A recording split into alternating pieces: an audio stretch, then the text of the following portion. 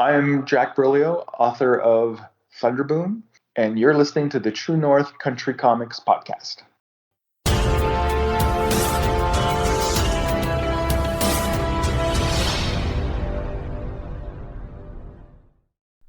Welcome to the True North Country Comics podcast, dedicated to promote Canadian comic book and graphic novel creators and supporters.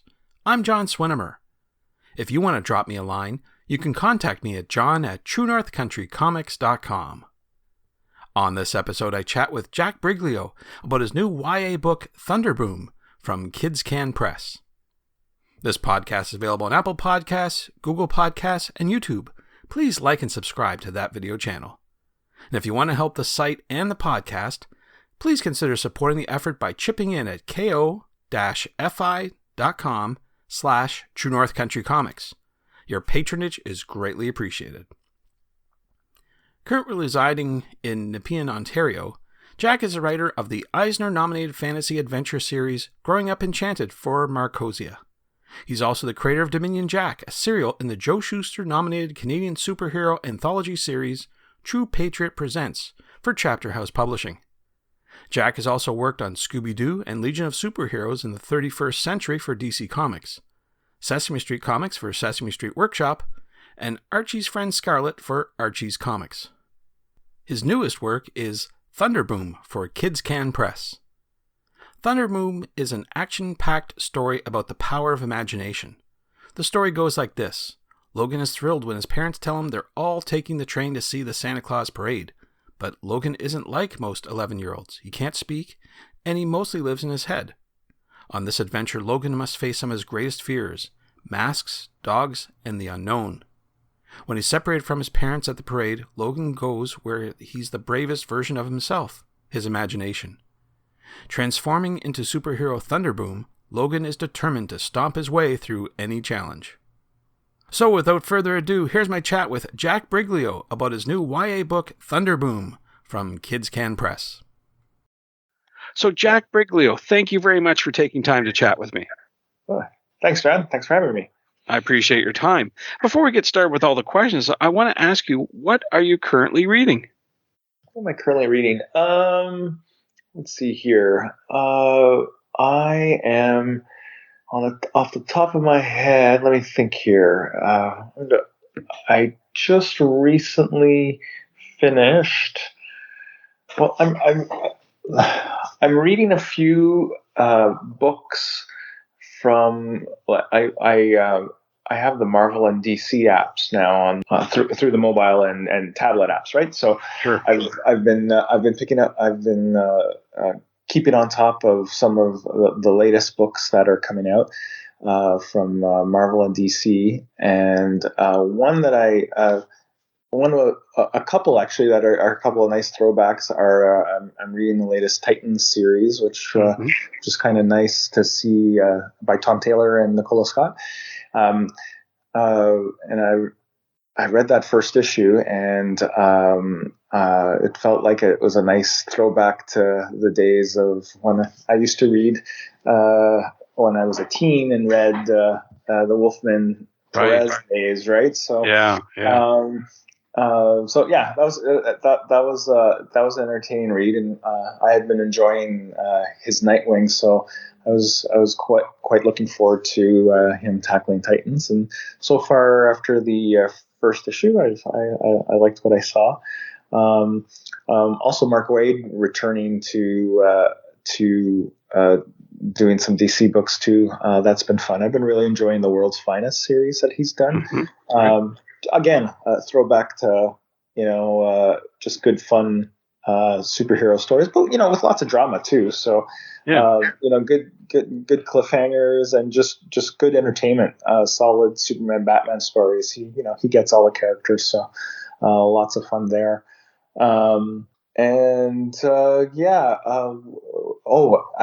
I'll flag on the Marvel side. A series I'm enjoying is Ryan North's Fantastic Four series. Fantastic Four series.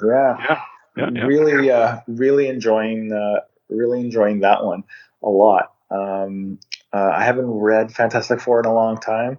I think the last time I enjoyed Fantastic Four was when Mark Wade and Mike Waringo did the book. I think that's one of the past highlights for me that I can remember in recent memory, and even that was years and years and years ago now. So, but yeah, really enjoying his take on the FF. So yeah. Good. Fun. Good. Yeah. Lots of good reading there, that's for sure. Yeah. Well, I want to congratulate you on your new book, ThunderBoom, from Kids Can Press. That's tremendous. So I wonder if you could talk a wee bit about the book, and maybe how would you summarize it to someone who might not have heard of it? Okay, yeah. So ThunderBoom is a story about Logan. He's an 11-year-old nonverbal boy who deals with his fears and anxieties in the real world by using his imagination to become a superhero. So it's what happens in the book is that he gets lost from his parents on a day trip to. They go to a train because he loves trains, and they take the train to this Santa Claus parade, and he gets lost at the Santa Claus parade, and that triggers his imagination, and the story goes on from there. So it's kind of like a coming of age story for this young boy trying to deal with real world problems around him. And I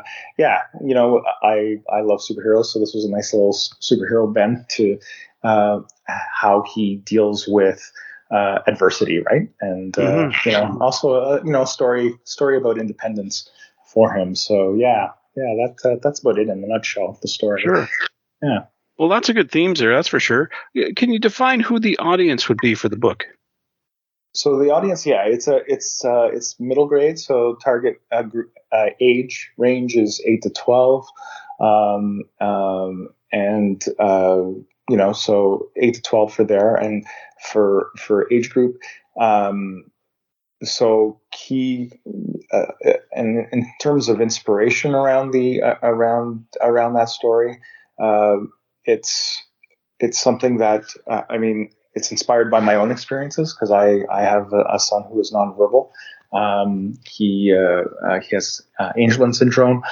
So the story, I just felt that there was a gap in stories about kids who are nonverbal.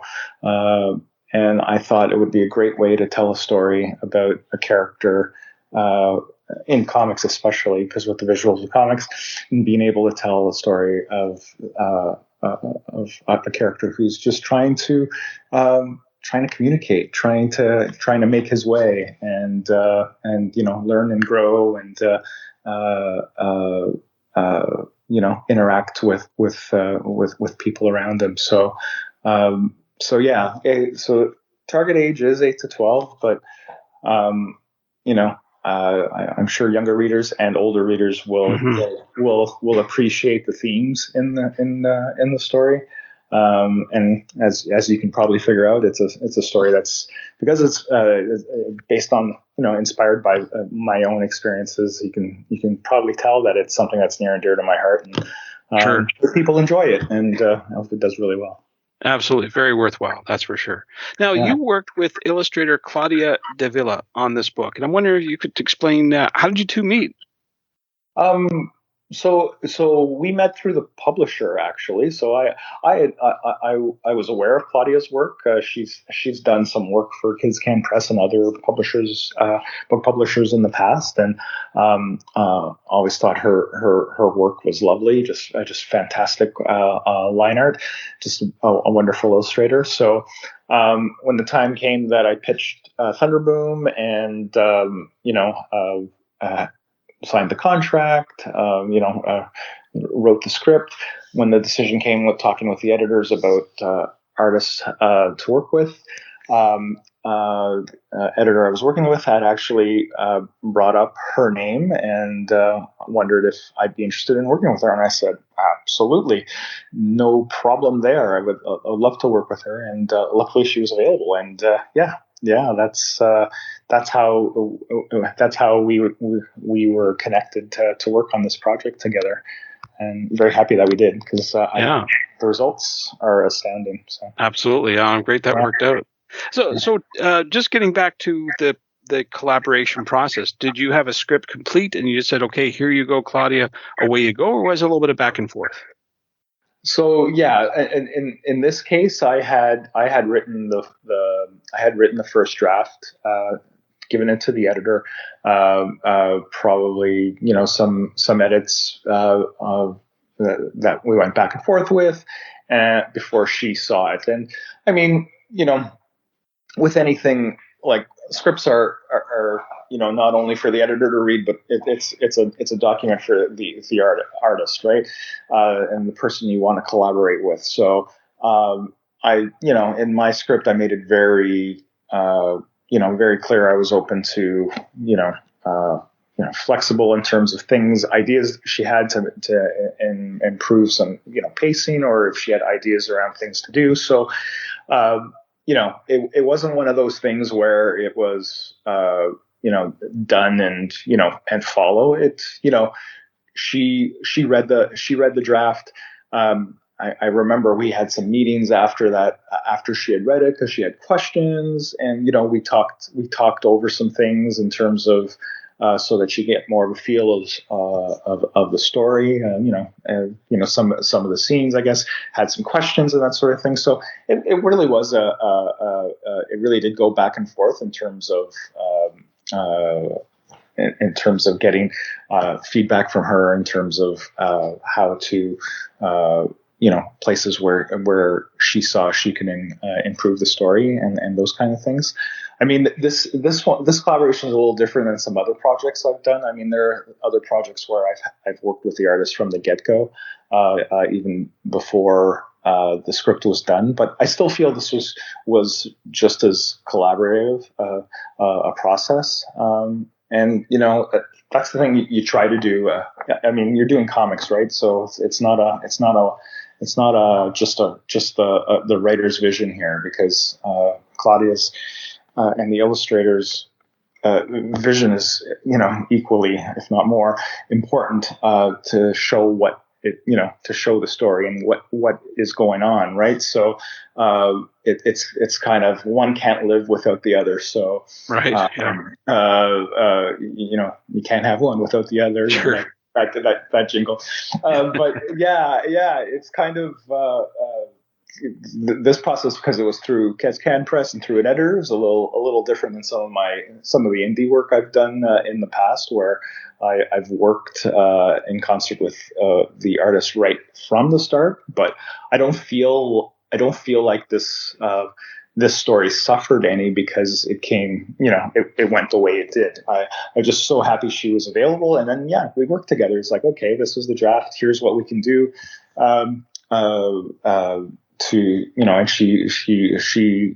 she came up with things to improve the story, and we volleyed things back and forth whenever any questions came up, and then obviously at the end, once she had done her roughs and everything, I was able to take a look at it and see how it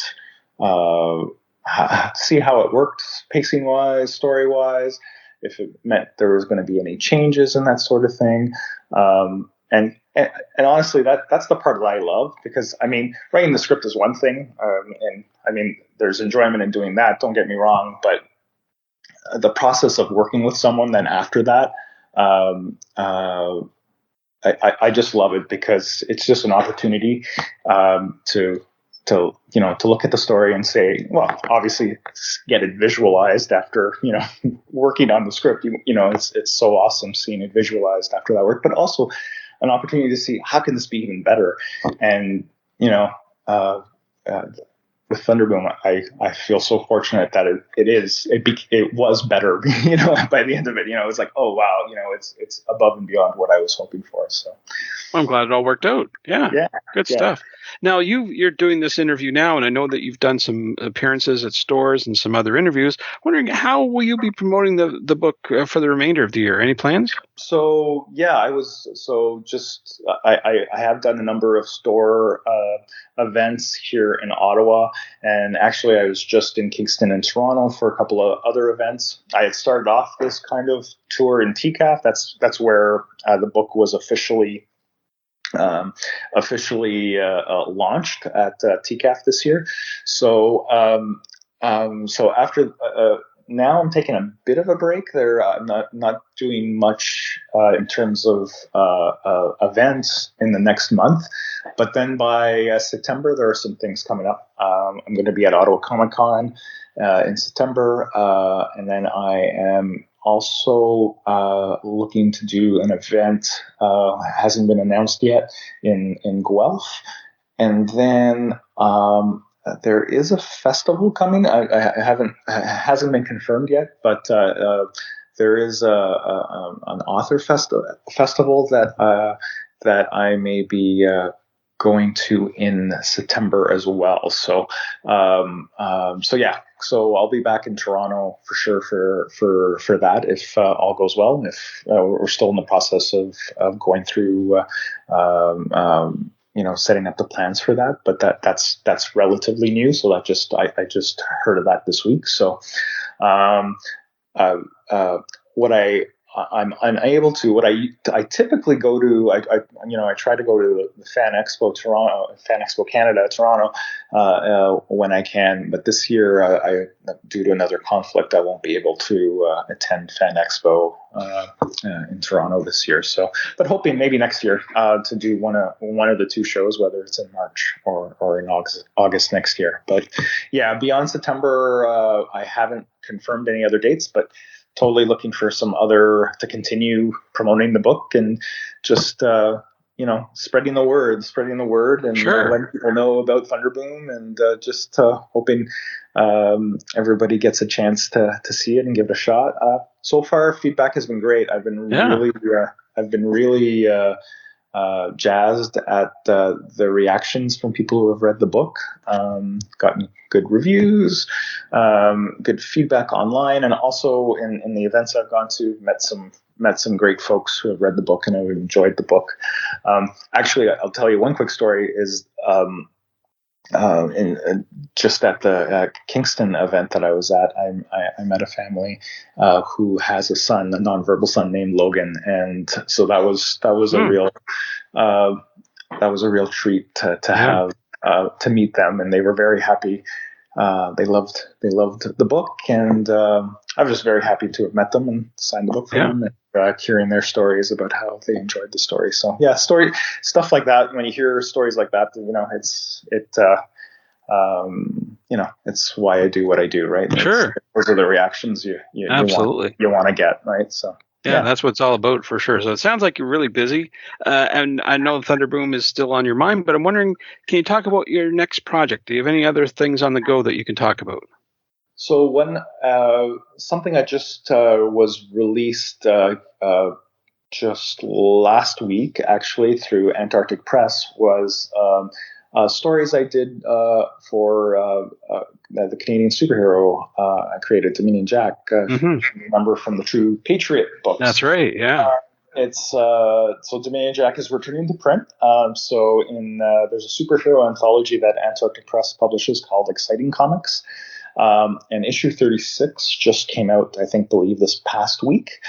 Actually, I saw it this weekend, so yes, I know it actually came out. So yeah, it looks great, and it will be printing all of the Dominion Jack stories that were part of not only part of the two collections that we did through Kickstarter, but also the digital only stories that I've never actually seen print that were done through Chapter House and were on Comixology. As you know, Comixology moved over to Amazon, and those digital stories never made it over.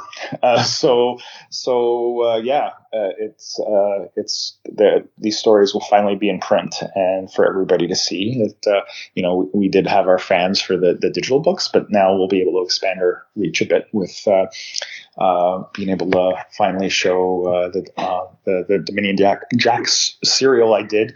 And these are the stories that I did with Ron Salas, with Dominic Bercier, and with Hugh Rookwood. So yeah, looking forward to having that out. So 36 came out just recently, and it'll be appearing in every monthly issue until issue 40. So 36 through 40. So yeah, that's new. And then I can tell one other thing that is also imminent in September is actually another book that people who follow my work may be familiar with, Growing Up Enchanted, a fantasy adventure that was one of the first things I did, nominated for an Eisner ages ago now.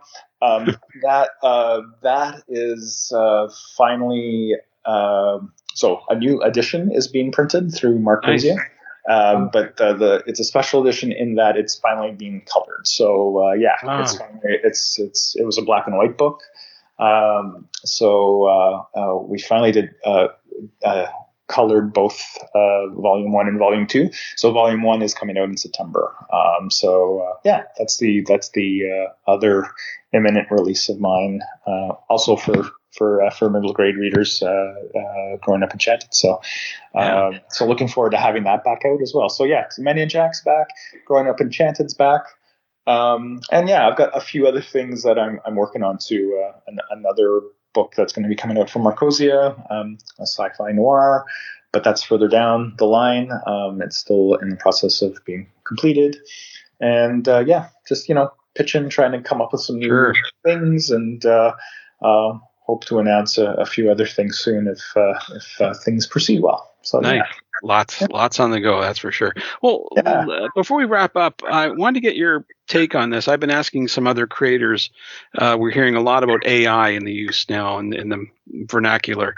And I wanted to get your view on the use of AI in comic book or graphic novel creation. Is it harmful or is it helpful? What are your thoughts? The short answer is I think it will be used harmfully.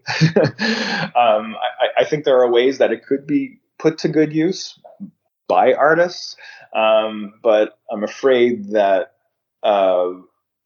non-artists will use it in the wrong way, and that's the feeling I'm getting from what I'm seeing out there.